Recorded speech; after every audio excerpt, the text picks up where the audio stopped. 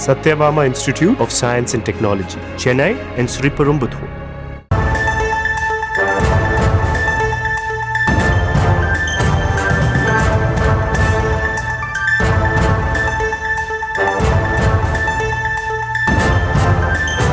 அண்மை செய்தியை பார்த்து வருகிறோம்.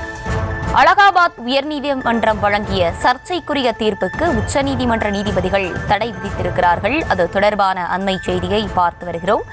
கூடுதல் விவரங்களோடு இணைகிறார் எமது செய்தியாளர் மதியழகன். மதியழகன், வணக்கம். விரிவான விவரங்கள் என்ன? உத்தரப்பிரதேச மாநிலத்தில் சிறுமியை பாலியல் வன்கொடுமை செய்ய முயன்றதாக 3 நபர்கள் மீது வழக்கு பதிவு செய்யப்பட்டது. அவர்களினுடைய நடத்தையின் அடிப்படையில் அவர்களுக்கு, அதாவது அந்த பெண்ணை அவர்கள் பாலியல் வன்கொடுமை செய்ய முயன்றதாக கூறி அவர்களுக்கு எதிராக சம்மன் அனுப்பப்பட்டது. இந்த சம்மனை எதிர்த்து 3 பேரும் உயர்நீதிமன்றத்தில் மனு தாக்கல் செய்திருந்தனர். அந்த மனுவை விசாரித்த அலகாபாத் உயர்நீதிமன்றம் பெண்ணினுடைய மார்பகத்தை பிடிப்பதோ அல்லது பெண்ணினுடைய உடைகளை கிழிப்பதோ பாலியல் வன்கொடுமை அல்லது பாலியல் வன்கொடுமை முயற்சி ஆகாது என்ற ஒரு தீர்ப்பை அளித்திருந்தது. நீதிபதி ராமலோகியா அந்த தீர்ப்பை அளித்திருந்தார். இந்த தீர்ப்பு மிகப்பெரிய அதிர்வலைகளை ஏற்படுத்தியிருந்தது. பலரும் இந்த தீர்ப்பிற்கு கண்டனம் தெரிவித்திருந்த நிலையில் இந்த விவகாரம் தொடர்பாக உச்சநீதிமன்றம் தாமாக முன்வந்து வழக்கை விசாரணைக்கு எடுத்தது. அந்த வழக்கு நீதிபதிகள் BR கவாய், அகஸ்டின் ஜார்ஜ் மாச்சி அமர்வில் இன்றைய தினம் விசாரணைக்கு வந்தது. அப்பொழுது தலைமை நீதிபதியினுடைய உத்தரவின் அடிப்படையிலேயே தாங்கள் இந்த வழக்கை தாமாக முன்வந்து விசாரணைக்கு எடுத்திருப்பதாக உச்ச நீதிமன்றம் தெரிவித்தது.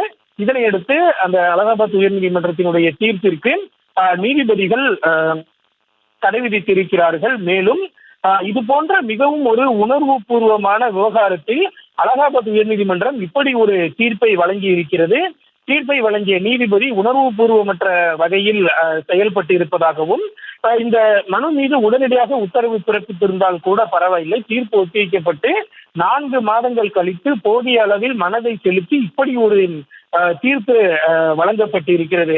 பொதுவாக இது போன்ற சூழலில் ஒரு தீர்ப்பிற்கு தடை விதிப்பதற்கு நாங்கள் தயங்குவோம்.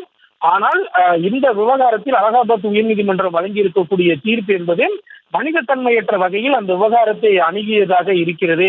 எனவே அந்த கருத்துக்கு தாங்கள் தடை விதிப்பதாக நீதிமன்றம் தெரிவித்திருக்கிறது. மேலும் இந்த விவகாரம் தொடர்பாக மத்திய மாநில அரசுகள், அதாவது மத்திய அரசு மற்றும் உத்தரப்பிரதேச அரசு மற்றும் அலகாபாத் உயர்நீதிமன்றத்தில் மனு தாக்கல் செய்யப்பட்ட குற்றம் சாட்டப்பட்டவர்கள் ஆகியோருக்கு நோட்டீஸ் அனுப்புவதாக நீதிபதிகள் தெரிவித்திருக்கிறார்கள். மேலும் இந்த விவகாரத்தில் மத்திய அரசினுடைய தலைமை வழக்கறிஞர் அல்லது சொலிசிட்டர் ஜெனரல் ஆகியோர் உச்ச நீதிமன்றத்திற்கு உதவ வேண்டும் என்றும் நீதிபதிகள் தெரிவித்திருக்கிறார்கள். மேலும் இந்த வழக்கு விசாரணையின் பொழுது ஆஜராகியிருந்த மத்திய அரசினுடைய சொலிசிட்டர் ஜெனரல் துஷார் மேத்தாவும் உச்ச நீதிமன்றத்தினுடைய இந்த நடவடிக்கைக்கு பாராட்டு தெரிவித்திருந்தார். விவரங்களை வழங்கியமைக்கு நன்றி Mathiyazhagan. Satyabama Institute of Science and Technology, Chennai and Sriperumbudur.